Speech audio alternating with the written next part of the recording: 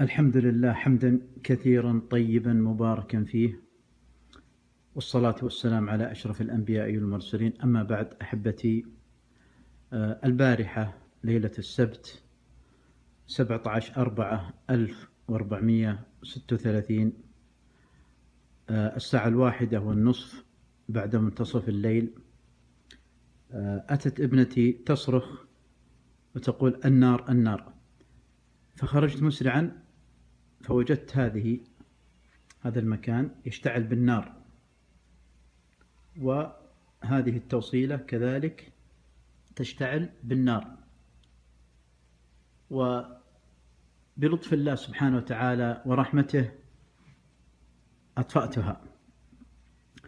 فلولا رحمة أرحم الراحمين الذي يرحمنا ويرحم كل إنسان أكثر من رحمة الأم بولدها لهلك هذا البيت وهلك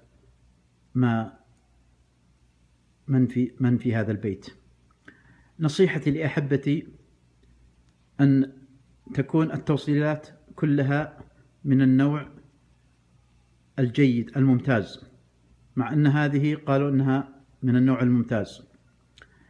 السبب كان مشبوك في هذه التوصيلة شاحن الجوال، وهذا الشاحن لم يشبك في الجوال، وكانت البنت قريبة من عنده، فسمعت صوت ثم اشتعل مباشرة.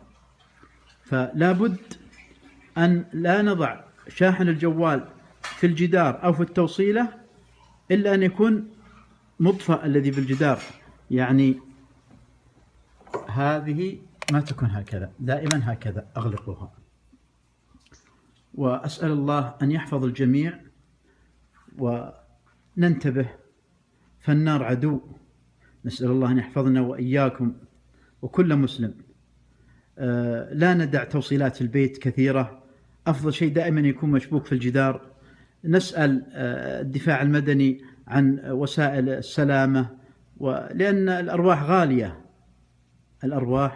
أسأل الله أن يحفظني وإياكم وكل مسلم. والحمد لله على ما من به علينا بأن سلمنا حمدا كثيرا طيبا ملء السماوات وملء الأرض، ونحمده ونشكره عدد خلقه ورضا نفسه وزنة عرشه ومداد كلماته حتى يرضى ربنا، وحين الرضا وبعد الرضا، والصلاة والسلام على رسول الله، والسلام عليكم ورحمة الله.